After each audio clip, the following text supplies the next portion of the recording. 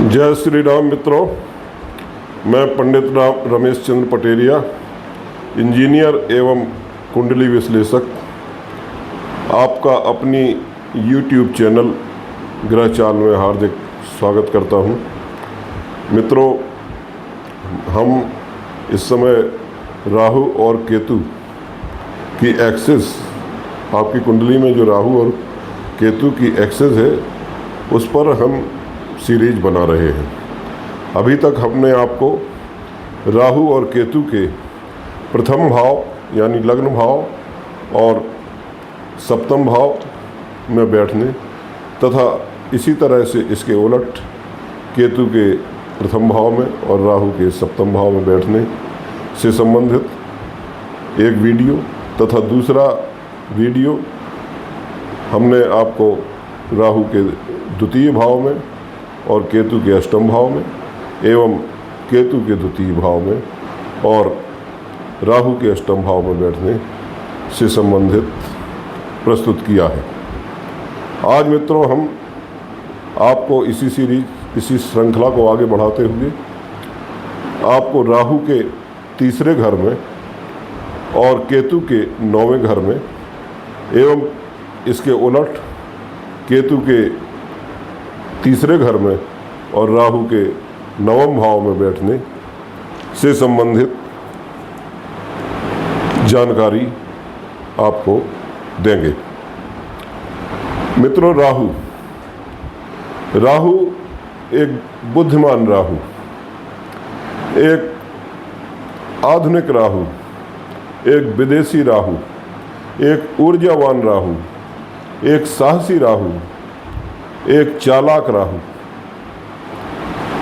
आज के इस आधुनिक युग में कौन राहु से संबंध नहीं रखता।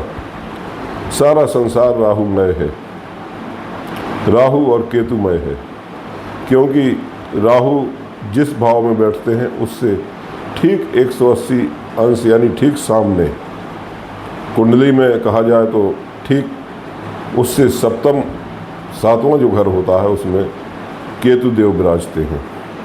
मित्रों, चूंकि मैंने आपको पिछले वीडियोज़ में बताया राहु और केतु के बारे में बहुत विस्तृत जानकारी दी कि ये जो है किस तरह से इनको ज्योतिष में शामिल किया गया और हमारी जो धार्मिक प्राचीन इनसे संबंधित कथा भी है, चूँकि ये अमरत्व पाने के लिए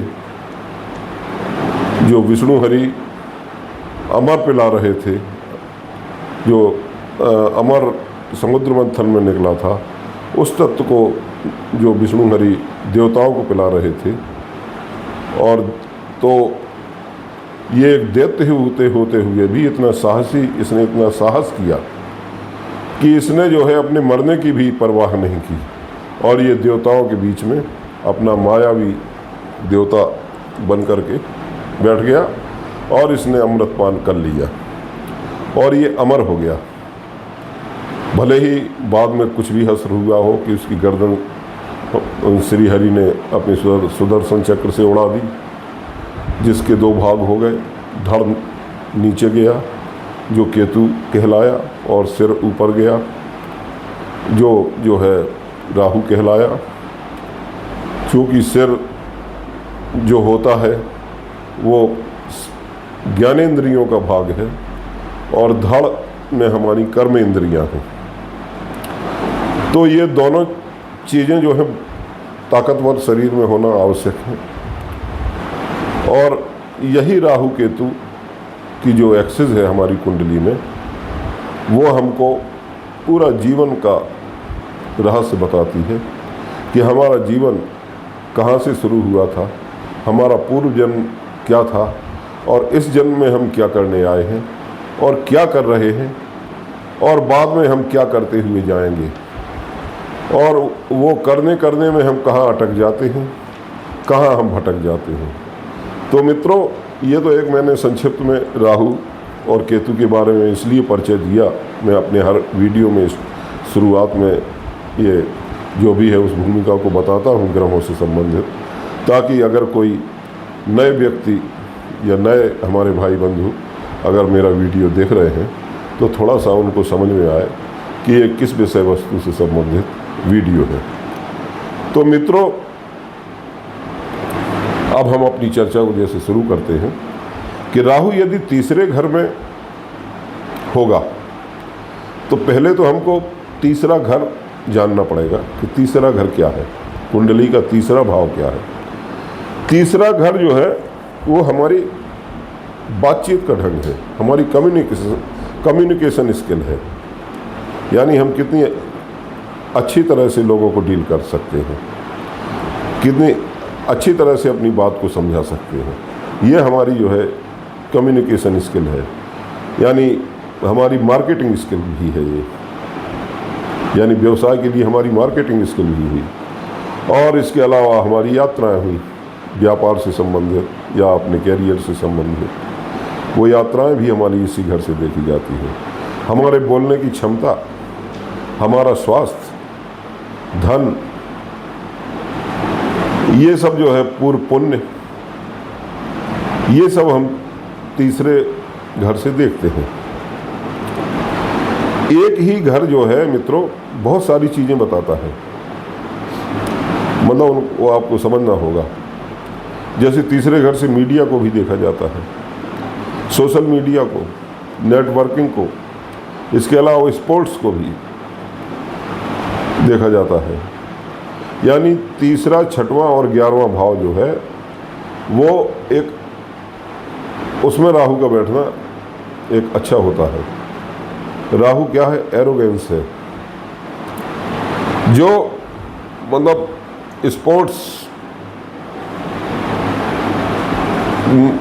जो स्पोर्ट्स पर्सन होते हैं उनकी कुंडली में यदि राहु तीसरे भाव में है तो वो अपने क्षेत्र में परचम फैला देते हैं। यदि इसका राहु जहाँ बैठा हुआ है जिस तीसरे घर में, उसमें जो राशि पड़ी हुई है, आपको मैं थोड़ा सा चित्र के माध्यम से भी समझा दूं, क्योंकि आप थोड़ा कुंडली को समझते चलेंगे तो आपको, वैसे मैं हर अपने वक्तव्य में मैं समझाता हूँ। ये जन्म कुंडली का प्रारूप है। इसमें ये प्रथम भाव होता है, लग्न भाव जिसको बोलते हैं, जो आप स्वयं हैं। ये द्वितीय भाव और ये तृतीय भाव जो पराक्रम का भाव है। द्वितीय भाव धन और आपके परिवार या कुटुंब से संबंधित है, इस पर मैं वीडियो जारी कर चुका हूँ। और तृतीय भाव पर आज जारी कर रहा हूँ। राहु यदि यहाँ बैठेंगे तो केतु इनसे ठीक 7वें घर में बैठेंगे, यानी कि 9वें भाव में। 9वां भाव भाग्य का भाव है, हमारे पिता का भाव है, हमारा धर्म का भाव है, हमारी उच्च शिक्षा का भाव है, बहुत से अच्छी चीज़ों का हमारा भाव 9वां भाव है। और हमारे पूर्व पुण्यों का भी भाव 9वां भाव है। तीसरा भाव हमारा साहस, पराक्रम, हमारे स्पोर्ट्स, हमारी कम्युनिकेशन, बहुत सी चीज़ों का वो भाव। ये हमारे पड़ोसियों, हमारे जो छोटे भाई बहन हैं, उन सब के बारे में ये तीसरा भाव बताता है। तो मित्रों, क्या होगा कि राहु यदि तीसरे घर में आपका है और इस तीसरे घर में जो राशि लिखी हुई है, आपकी कोई भी राशि हो सकती है। हालांकि हम काल पुरुष की कुंडली को देखें, जो एक स्थिर राशियों की कुंडली होती है, तो उसमें तीसरे घर में 3 नंबर राशि होती है, जो जिसके स्वामी ग्रह बुध होते हैं। और 9 नंबर घर में 9वीं राशि आती है, जिसके स्वामी ग्रह बृहस्पति देव होते हैं। तो मित्रों, राहु चूंकि अमर हो गया था, अमरत्व प्राप्त कर लिया था। अब आज के समय में लोग जो है आते हैं कुंडली दिखाने के लिए, या बहुत से लोग, ज़्यादातर लोग बताते हैं कि हम राहु से पीड़ित हैं और इसका उपाय बताइए। पहली चीज़ तो आपको ये बता दें कि राहु और केतु, इनका आप लोग सबसे अच्छा उपाय है, आप इनका सम्मान करना शुरू कर दें।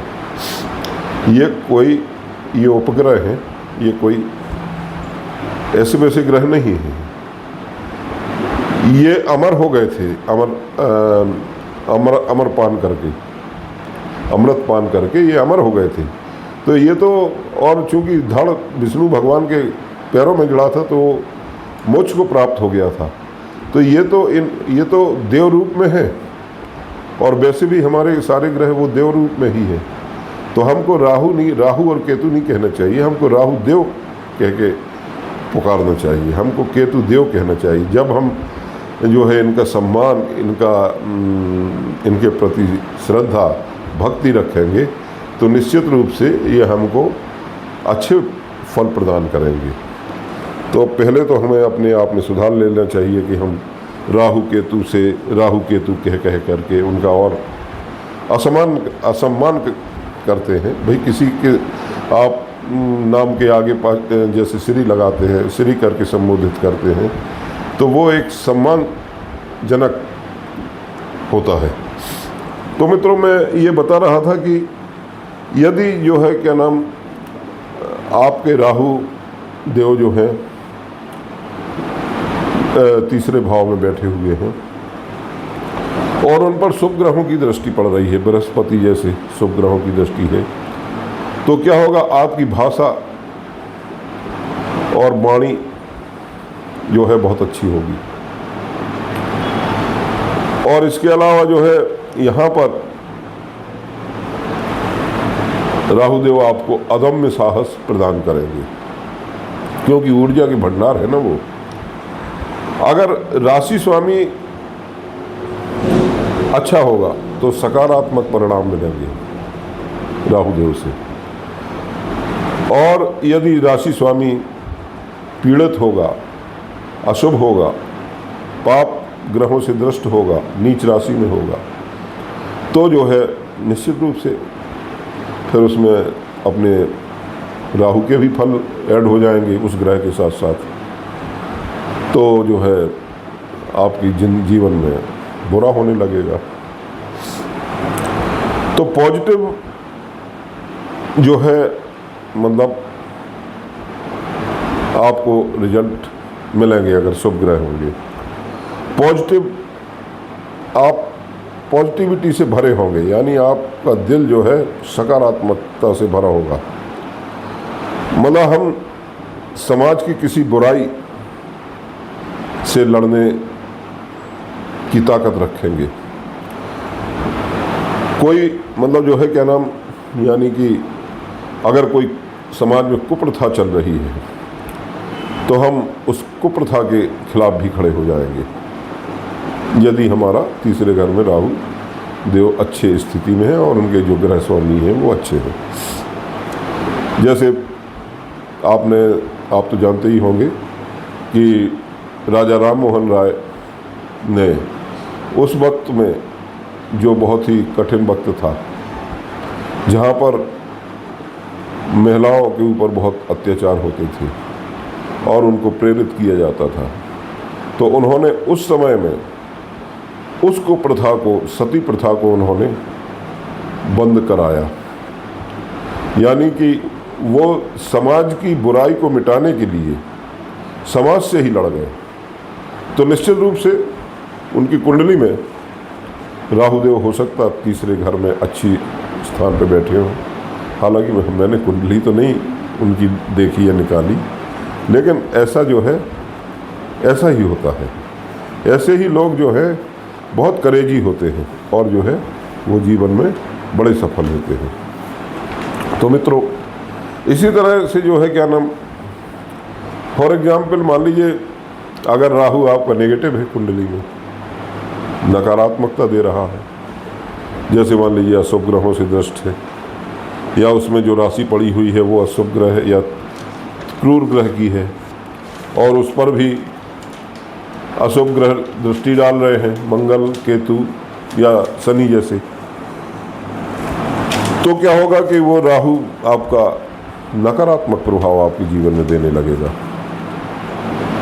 जैसे मान लीजिए उदाहरण के तौर पे आपका अगर राहु अच्छा है, तो जैसे मैंने अभी आपको डॉक्टर राम मोहन राय के बारे में बताया कि वो समाज के लिए ही समाज की लड़ाई लड़ी उन्होंने और समाज का विरोध झेला होगा, कितना झेला होगा उस वक्त में, और उन्होंने उस सती प्रथा जो कुप्रथा कही जाएगी उसको उन्होंने समाप्त कराया।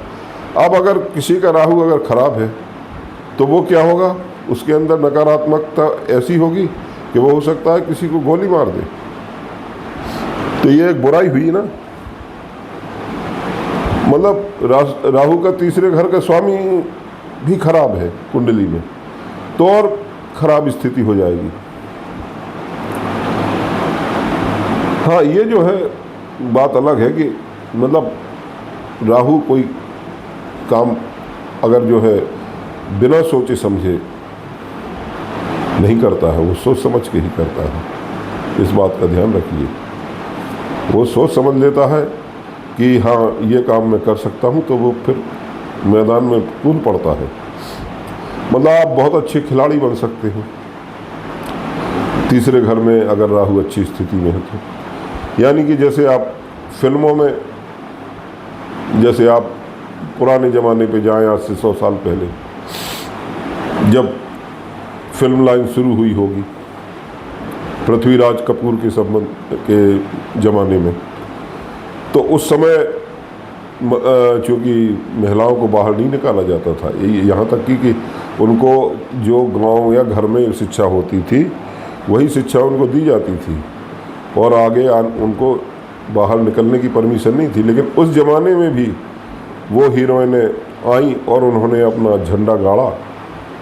यानी उन्होंने जो है क्या नाम फिल्म लाइन में वो कई अवार्ड भी उन्होंने प्राप्त किए और वो उन्होंने मतलब ये काम करके दिखाया उस ज़माने में। तो निश्चित रूप से उनकी कुंडलियों में भी राहु साहस दिला रहे होंगे उनको तीसरे भाव से, तभी ये काम कर पाएंगे वो। यानी कि जो है चूंकि तीसरा घर हमारा पड़ोस भी है, मतलब हम पड़ोसियों को भी तीसरे घर से देखते हैं, यानी समाज को भी हम तीसरे घर से देखते हैं। अब समाज के ऐसे लोग जिनके तीसरे भाव में राहु होता है तो वे समाज के लिए परंपराओं को तोड़ते हैं, क्योंकि राहु का काम है परंपराओं को तोड़ देना, वर्जनाओं को तोड़ना। ये काम राहु का है मित्रों। तो कहने का मतलब ये हुआ कि जो है यदि हमारा तीसरे घर में राहु है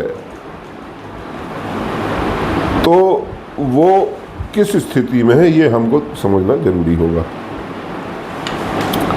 अब जैसे लोग मुझको फ़ोन करते हैं या मुझसे कहते हैं कि पंडित जी मेरी कुंडली में जो है राहु बहुत अशुभ प्रभाव दे रहा है, आप कोई उपाय बताइए। तो मैं आपको बता दूं कि चाहे राहु हो या केतु हो या कोई भी ग्रह हो जो आपको अशुभता जीवन में दे रहे हैं या आप अशुभ स्थिति में हैं, तो आपको कोई भी आप उपाय कर लीजिए, कितनी भी बड़ी पूजा कर लीजिए, कितने भी मंत्रों का जाप करा लीजिए, आप कितना भी रुपया पूजा पाठ में खर्च कर लीजिए, यदि आपने अपनी बुरी आदतों को नहीं सुधारा, आप दुर्व्यसनों से दूर नहीं हुए, आपकी सोच सकारात्मक नहीं है, तो आप कितनी भी पूजा पाठ कर लें, धन बर्बाद कर दें, कुछ भी कर लें, हो सकता थोड़ा सा आपको कुछ राहत महसूस हो रही हो, लेकिन ये परमानेंट इलाज नहीं है। तो कोई भी कुंडली में जो ग्रह हैं, जो बैठे हैं, जो स्थिति है, वो आपको पूर्व जन्म के परिणाम मिले हैं, तो उनको मित्रों जो है क्या नाम समझना आवश्यक होगा। तो मतलब अब आज के समय में जिन परिवारों में लोग जो हैं लौंग सुपारी भी नहीं खाते थे, यानी कि उनके बच्चों ने इस आधुनिकता की दौड़ में उनके संस्कारों को, पुरानी परंपराओं को तोड़ के रख दिया। तो ये सब क्या है? राहु केतु का प्रभाव है, इसको कहा जाए। पहले के समय में कुछ परिवार जैसे अशिक्षित होते थे, मजदूर वर्ग के होते थे, हम जातियों पे नहीं जाएंगे, मजदूर वर्ग कह लें, तो इन चीज़ों का सेवन नहीं करते थे, जैसे नशे की चीज़ें हुई या मांस मदिरा या कोई भी है कि नहीं, इन चीज़ों का वो सेवन नहीं, जो मजदूर होते थे या मतलब जो है अशिक्षित होते थे वो इन चीज़ों का सेवन करते थे। लेकिन उनके बच्चे जो हुए, बाद में शिक्षा में विस्तार हुआ, विकास हुआ, तो उनके बच्चों ने देखा कि हमारे जो पिता हैं या हमारे दादा हैं वो जो है उन्होंने उनकी बर्बादी को देखा और उनसे सबक लिया। तो उन्होंने जो है शिक्षा ग्रहण की, किसी भी तरह से वो शिक्षित हुए और आज आप देखिए कि वो अच्छी अच्छी पदों पर आसीन हैं। उनके अंदर ये सब दुर्व्यसनों से वो दूर रहे, तभी जो है वो आगे बढ़ पाए। थोड़ा सरकार से भी उनको मदद मिली आरक्षण वगैरह में। तो मित्रों, इस तरह से जो है हमको ये चीज़ देखना चाहिए कि हमारा जो है कोई भी पहले हमें अपने आप में सुधार लाना होगा। जैसे एक उदाहरण मैं अपने जीवन का आपको बता रहा हूँ। मैं इंजीनियर था, मेरे साथ एक असिस्टेंट इंजीनियर थे जो दूसरे धर्म के थे। वो जो है, आप नॉनवेज तो छोड़िए, वो अंडा को छूते तक नहीं थे। उनके परिवार में रोज नॉनवेज बनता था, लेकिन वो अंडे को छूते तक नहीं थे। अब आप समझ सकते हैं। और 4 वक्त के नमाजी थे। तो आप समझ सकते हैं कि जो है ये चीज़ें कितनी, उनका निश्चित रूप से उनका राहु जो है अच्छे शुभ होगा। मतलब एक दूसरे धर्म के होते हुए जहाँ पर इन सब चीज़ों, वो रोज का उनका भोजन है, तो उससे विपरीत एकदम शाकाहारी थी।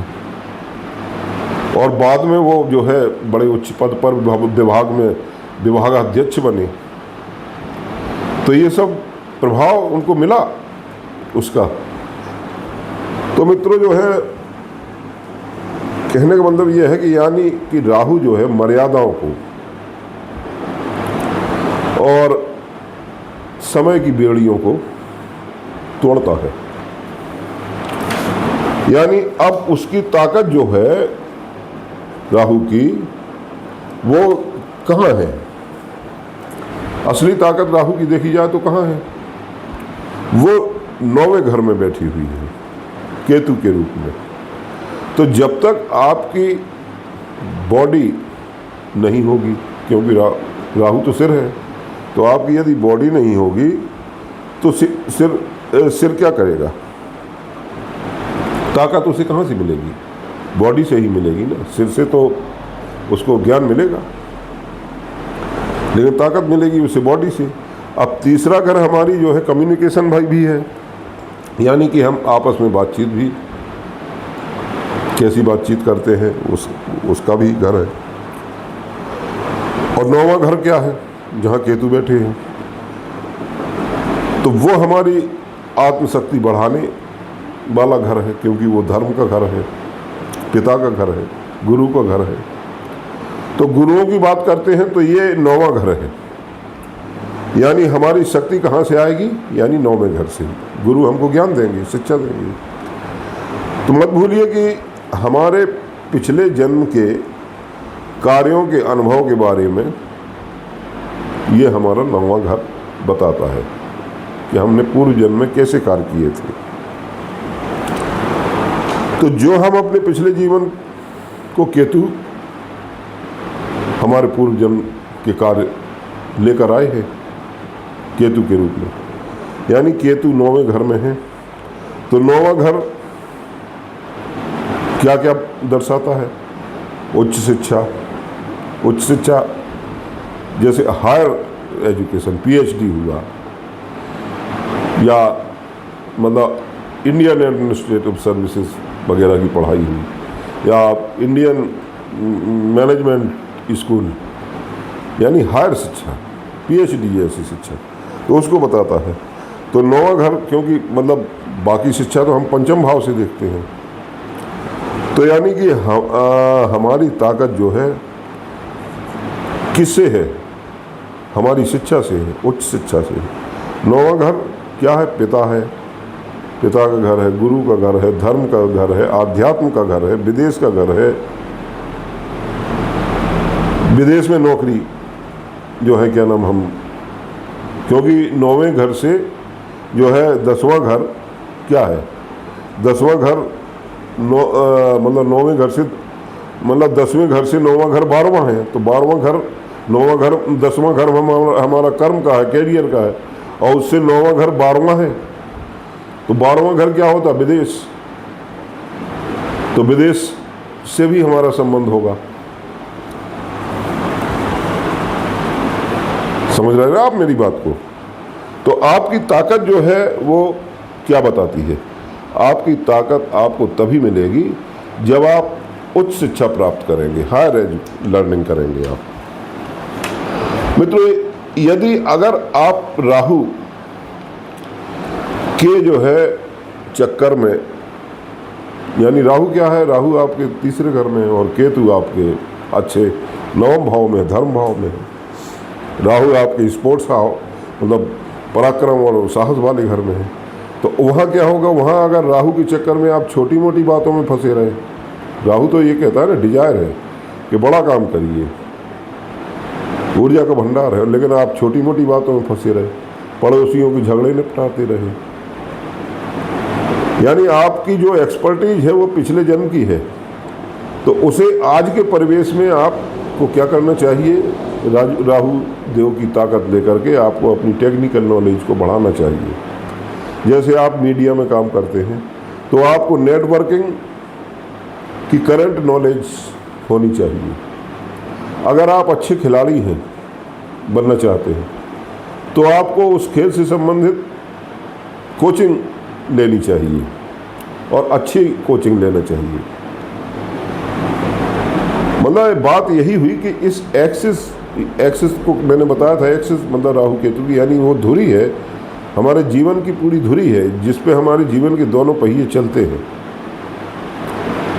यानी पूरी कुंडली की धुरी है राहु और केतु, एक्सिस है। तो आपकी एक्सिस ये बताती है कि आपकी कहाँ पर एक्सपर्टीज है। केतु आपका ये बता रहा, पूर्व जन्म के बारे में बताता कि आप क्या एक्सपर्टीज लेकर आए थे। जैसे आपने देखा हो कि कुछ बच्चे पैदा होते हैं तो किसी बच्चे में का जो है इंटरेस्ट किसी चीज़ में होता है, मान लीजिए आर्ट में है, किसी का डांस में है, किसी का म्यूजिक में है, किसी का खेल में है, तो एक एक्सपर्टीज पता लगती है। तो वही केतु है जो आप पूर्व जन्म में किया है आपने, वो आपके पास वो अनुभव है, तो आपका उस तरफ, और आप उस चीज़ को समझ नहीं पा रहे हैं। आप कह रहे हैं बच्चे को हम डॉक्टर बनाएंगे, हम ये बनाएंगे, वो खिलाड़ी बनना चाहता है। तो यहाँ हमको ये चीज़ समझना है। तो जो आपने पूर्व जन्म से लेकर आ रहे हैं उसमें आपकी, अगर आप ऐसा करेंगे यानी केतु के अनुसार चलेंगे, तो आपकी उस एक्सपर्टीज में इजाफा होगा, बढ़ोतरी होगी और आप सफल हो जाएंगे। ऊपर सिर्फ दिमाग लगाने से कोई फायदा नहीं है, यानी ऊपर सोचने से कोई ख्याली पुलाव पकाने से कुछ मिलने वाला नहीं है। मतलब उसकी जो है आपको हायर लर्निंग लेनी होगी अगर आपको जीवन में तरक्की करना है। केतु ये बताता है, 9वें घर में केतु बैठा हुआ, तो जीवन भर आप कुछ ना कुछ सीखेंगे, सीखना है आपको। न्यूज़पेपर पढ़िए, यानी कि आपको इंटरनेट का ज्ञान होना चाहिए, आपको इंटरेस्ट होना चाहिए। इसके अलावा जो है क्या नाम, आपको ज्ञान अर्जित करिए आप, तभी आप सफल होंगे। अब दूसरी बात करें इसको पलट कि अब यदि जो है क्या नाम 9वें घर में केतु है, ये तो मैंने कर ली तीसरे घर में राहु के बारे में, 9वें घर में यदि केतु है और ये मुझको, ये क्या है 9वां घर, ये गुरु का स्थान है, पिता का स्थान है, तो आपके अंदर वो गुण हो सकते हैं जो आपके पिता के पास है। मतलब अगर केतु यहाँ पर है और वो पॉजिटिव है, सकारात्मक है, यानी अच्छी राशि लिखी हुई है, उसका स्वामी अच्छे स्थान पर केंद्र या त्रिकोण में बैठा हुआ है, सब वो करके सॉरी, तो फिर मैं आपको निश्चित करता हूँ कि आप अपने पिता या दादा के विशेष गुण लेकर आए हैं। यानी कहते हैं ना कि जन्मजात ये होशियार है। और जो है अगर आपके पिता साधक थे या आपके दादा साधक थे या आप ही साधक थे पूर्व जन्म में, तो समझिए कि आप इन्हीं चीज़ों को लेकर के पैदा हुए, ये निश्चित है मित्रों। तो मेरा मतलब ये है कहने का कि जो है आपका पूर्व जन्म से कनेक्शन है इसका, और यही आपका कार्मिक कनेक्शन कहलाएगा। कार्मिक मतलब पूर्व, अपने पूर्वजों का कनेक्शन कहलाएगा। यही तो बताती है ये एक्सिस। और अगर आपका केतु नीच का है, मान लीजिए नीच राशि में है केतु, मैंने कल बताया था कहाँ नीच का होता है। केतु जो है वो वृश्चिक राशि में नीच का, अगर वहाँ 8 नंबर राशि लिखी है आपके 9वें भाव में, तो केतु क्या हो गया, केतु नीच का हो गया वहाँ। या इसके ग्रह स्वामी जो बैठे हों, जो उसमें राशि है, मान लीजिए वृश्चिक राशि है और मंगल आपके 6, 8वें या 12वें भाव में बैठे हैं, तो वो खराब भाव है, तो आपका वो जो डिस्पोजिटर है वो भी खराब हो गया, तो केतु उसके अनुसार फल देने लगेगा। तो आपको इंटरेक्ट करना है, मतलब जो है क्या नाम, कि आपको अपनी कुंडली को समझना है, अन्य ग्रहों की भी स्थिति देखना है। अब यदि मान लीजिए अशुभ है आपके कुंडली में केतु, और वो 9वें भाव में बैठा है, तो 9वां भाव क्या है, धर्म का भाव है। तो हो सकता है कि आप जो है अपने धर्म से हट करके दूसरे धर्म की बातें करते हो, मतलब आपको वहाँ कुछ कमियां नजर आई अपने धर्म में, तो आप और धर्मों को समझना चाहते हैं। यानी कि यदि आपका केतु अशुभ स्थिति में है तो आप दूसरे धर्म में भी जा सकते हैं, या दूसरे धर्म का आप प्रचार कर सकते हैं। मतलब 9वें घर में काल पुरुष की कुंडली होती है, तो मैंने बताया कि 9वीं राशि होती है वो बृहस्पति की राशि है। तो अब आपको ये देखना है कि केतु 9वें घर में है, कि जिस राशि में है उसके ग्रह स्वामी कहाँ पर है, कैसी स्थिति में है। ये एक्सिस मित्रों एक पावरफुल एक्सिस है आपकी राहु और केतु की। तो आपको यही कहना है, मतलब यही देखना है आपको कि आपका जीवन किस ओर जा रहा है। यानी आपकी उच्च शिक्षा, आपका जो है क्या नाम, आप कहाँ पर अटके हैं। मतलब छोटे लेवल पर आप अटक जाएंगे यदि छोटी मोटी बातें निपटाने के चक्कर में। मतलब यानी राहु कहेगा कि राहु क्या कहता है, राहु तो ऊर्जा का स्रोत है, वो कहेगा कि सांसारिकता में लगे रहोगे, और केतु क्या कहेगा कि ये क्या कर रहे हो, जो तुमने विशेष योग्यता पूर्व जन्म से लेकर आए हो वो करो। तो जो लड़ाई होगी आपके मस्तिष्क में कि मैं क्या करूं, सांसारिकता में जाऊं या अध्यात्म की ओर मुड़ूं, इसी एक्सिस, यही एक्सिस आपको बताती है। अब बात होगी कि मतलब ये प्रभाव कब आएगा। ये प्रभाव आएगा आपका 40-42 साल की उम्र में। यानी तब तक आप क्या कर रहे थे, क्या करते रहे हैं, तब आपको ये समझ में आएगा कि मुझे करना ये चाहिए था और मैं क्या कर रहा हूँ। तो मित्रों इतनी सी बात है। अब बात हम करते हैं, यदि केतु जो है क्या नाम इसके उलट तीसरे घर में है और राहु 9वें घर में है, तो फिर क्या होगा। फिर जो है केतु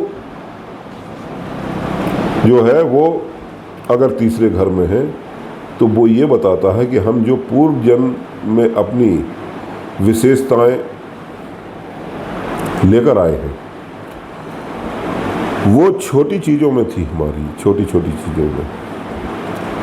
यदि केतु अच्छी स्थिति में है, उसके स्थान के स्वामी जो हैं वो शुभ हैं, तो आप एक अच्छे सलाहकार हो सकते हैं, अच्छे एडवाइजर हो सकते हैं, आप अच्छे काउंसलर हो सकते हैं। यानी कि आप लोगों के झगड़े निपटा सकते हैं, बीच बचाव कर सकते हैं। आप जो है क्या नाम कम्युनिकेशन, आप अपनी कम्युनिकेशन स्किल को छोटी छोटी चीज़ों में यूज़ कर सकते हैं। कम्युनिकेशन स्किल मतलब बातचीत करने का ढंग है ना। या आप जो है क्या नाम सोशल मीडिया में, डाटा एनालिसिस में, मतलब आप इंटरेक्ट कर सकते हैं। इंटरनेट में भी आप अच्छा काम कर सकते हैं। अब अगर इसका जो है क्या नाम स्वामी ग्रह अशुभ होगा, तीसरे घर में जहाँ केतु बैठा होगा, तो आप क्या होगा, आप क्रिमिनल हो सकते हैं आप क्रूर भी हो सकते हैं और आप काफ़ी एरोगेंट हो सकते हैं, क्योंकि राहु जाकर के अष्टम भाव में बैठ गया, वो नवम भाव में बैठ गया। तो कई बार आपके जो है क्या नाम आप क्रूर भी हो सकते हैं, आप तानाशाह भी हो सकते हैं, क्योंकि आप जानते हैं कि आपको क्या करना है। पिछले जीवन में आप ऐसा ही करते थे, तो वही तो स्वभाव आया आपके पास। और जो है अगर शुभ प्रभाव में होगा तो बातचीत करने का आपका अच्छा लहजा होगा। एक ही ग्रह जो है दोनों प्रकार के गुण देता है मित्रों, है कि नहीं? तो पूरी कुंडली को ध्यान से देखिए, तब उनके प्रभाव का आपको पता चलेगा। तो यदि केतु जो है तीसरे घर में है, तो आप पिछले जीवन में छोटी छोटी बातों में अटके रहे थे। अब राहु 9वें घर में आ गया है, बैठा है, तो वो कह रहा है कि भाई कुछ आगे बढ़ो, कुछ और सीखो, मैं आपकी मदद करूंगा। पर अगर आप हायर लर्निंग की ओर जाना चाहते हैं, तो राहु आपकी 100% जो है हेल्प करेगा। सॉरी।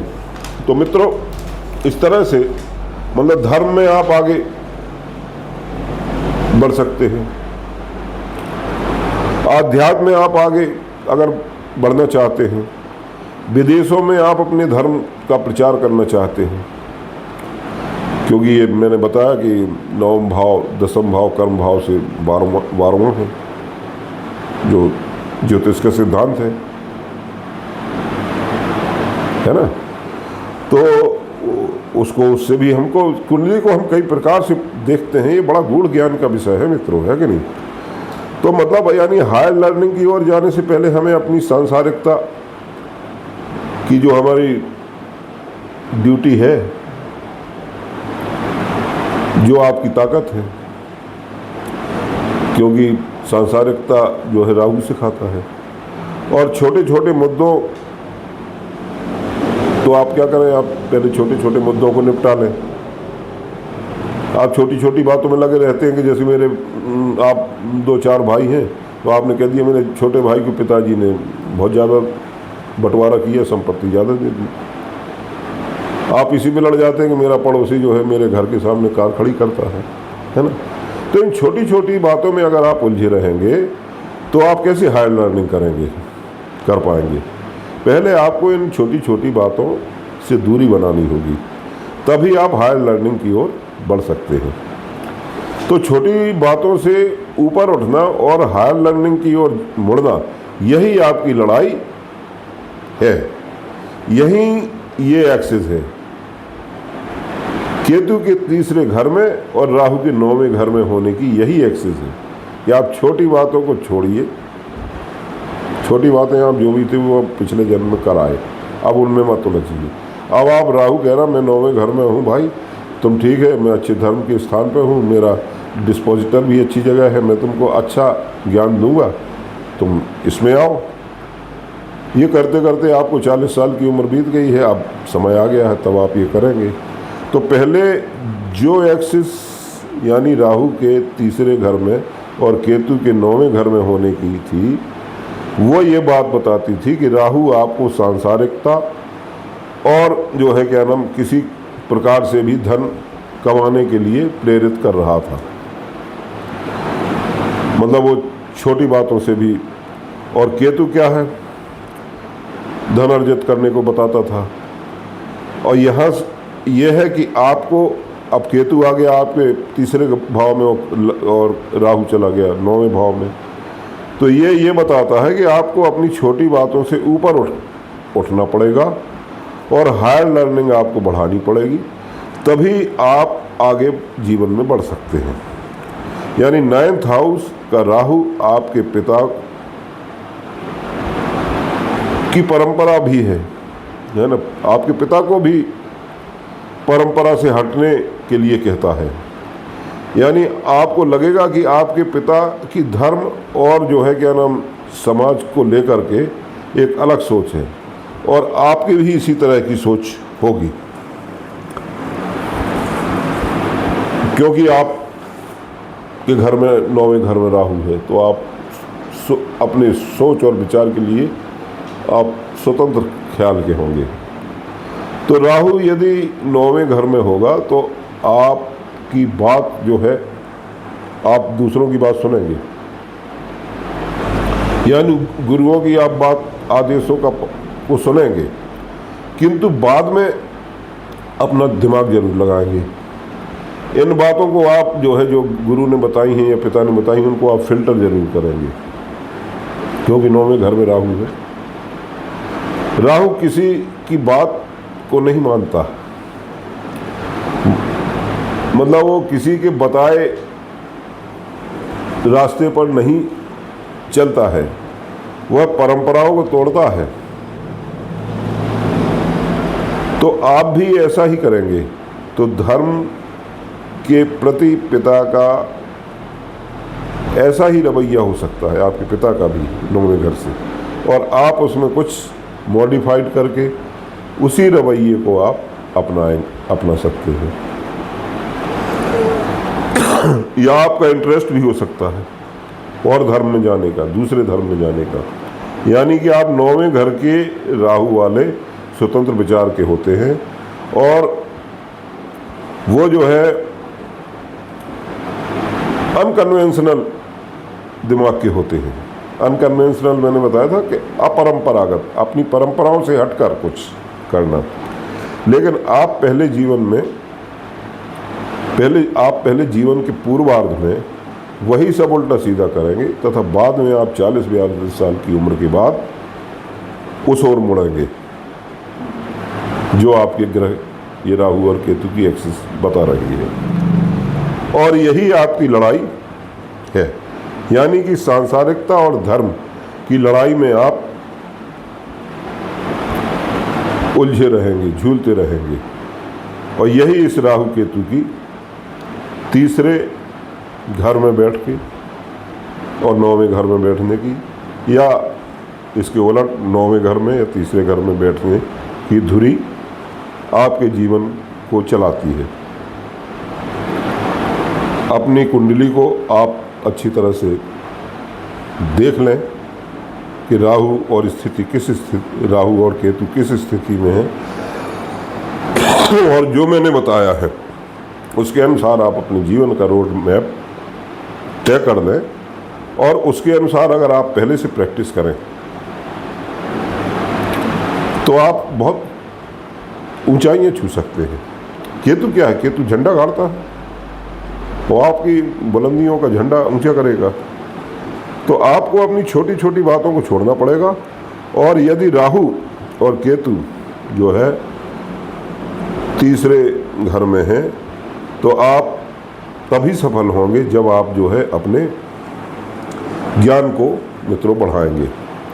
राहु आपकी इच्छा पूर्ति करता है ना, तभी वो आपकी इच्छा को पूर्ण करेगा। तो मित्रों, ये आज मेरी जो है क्या नाम चर्चा थी राहु और केतु के कुंडली के तीसरे और 9वें घर में बैठने की, और इसी के उलट मतलब 9वें और तीसरे घर में बैठने की। मित्रों, अगर मेरा वीडियो आपको पसंद आया हो तो इसे सब्सक्राइब अभी कर लें और शेयर भी कर दें। मित्रों, आपका ऐसा करने से मेरा उत्साह बढ़ता है। हालांकि आपकी तरफ से काफ़ी उत्साहवर्धन हो रहा है और अच्छा रिस्पांस मिल रहा है, इसकी मैं आपको धन्यवाद देना चाहूँगा। आपको अगर अपनी कुंडली का विश्लेषण कराना है तो मेरे जो स्क्रीन पे मोबाइल नंबर फ्लैश होता है उस पर आप व्हाट्सएप पे आप संपर्क कर सकते हैं। तो मित्रों, आज इतना ही। अब अगला जो मेरा वीडियो आएगा राहु और केतु पर, वो राहु के चौथे भाव में यानी सुख भाव में, और केतु के दसम भाव यानी कर्म के भाव में बैठने का। और इसी के उलट फिर केतु चौथे भाव में बैठेंगे और राहु आपके कैरियर के भाव में बैठेंगे।